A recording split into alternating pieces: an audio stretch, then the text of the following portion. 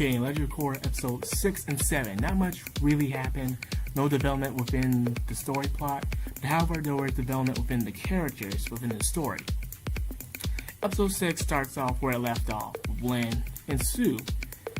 Turns out we get to know a little bit more about them in their past. In fact, a whole lot. Turns out Sue was this bad girl. She hung with the wrong crowd. She did some bad things in her past. To the point that she did a federal crime. To her, it wasn't really committing a crime. She was just driving. However, that is still considered as being an accomplice. So you're still part of that crime. And of course, Lin joined the police force so her mom can be pleased with her. However, she got away with the crime thanks to Toph. So throughout all these years, Lin always saw Sue as that girl who could do whatever she wanted and get away with it. Well, Lin was uptight and always wanted to do the right thing. Y'all can see where Lin's coming from. I do not like when that stuff happens too. When you see someone who's being constantly doing something bad but get away with it, you will too get angry and stuff like that. But for how long should you be that angry with it? So anyways, finally closure happens when they start fighting. And this does prove one point. Violence do solve some things. Not everything, but some things. I don't know, but when you get all that anger and aggression out of you, you start to feel good, and that's exactly what happened between these two.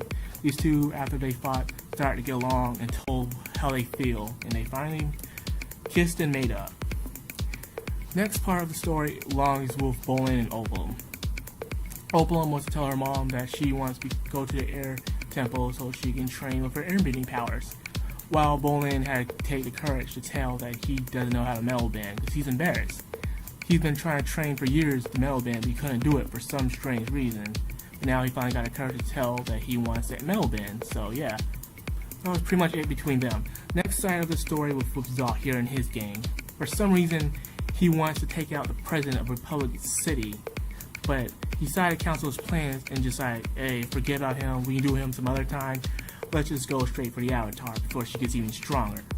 I still don't know what he wants to do with the Avatar, but of course it'll be something big, something world-changing. And that was pretty much it for episode 6. I say I'll have to give it at least a 7 out of 10. Not much importance really happened with this episode. It was just getting to know more of the characters and their struggles and stuff like that. But that was it. That was still a good episode nonetheless. Episode 7 was to do with the new air nomads, Kai, Jinora, and Master Tenshin. Master Tenshin is of course a boring guy. He thinks proudly of his heritage. However, his people don't see it the same way. They think he's completely boring. And of course, Boomy shows off and he's like the worst student. Then Tenshin has the idea to do a boot camp thing, and then no one agrees with it.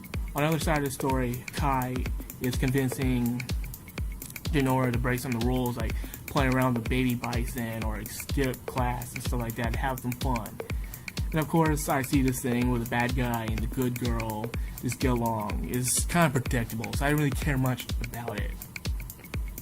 Boomy left, and of course, Jinora got angry because Master Tenshin's got this authority thing to his head.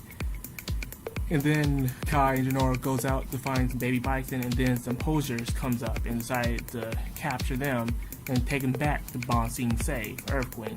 So even after all those things they went through, Earth Queen's still causing some problems. Someone needs to take that girl down already, because she is no good.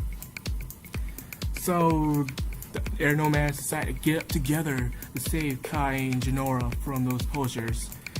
And of course, after they show their amazing airbending skills, Master Tenshin had realized that they weren't slackers, they weren't really bad students. He just needed to learn to teach them another way.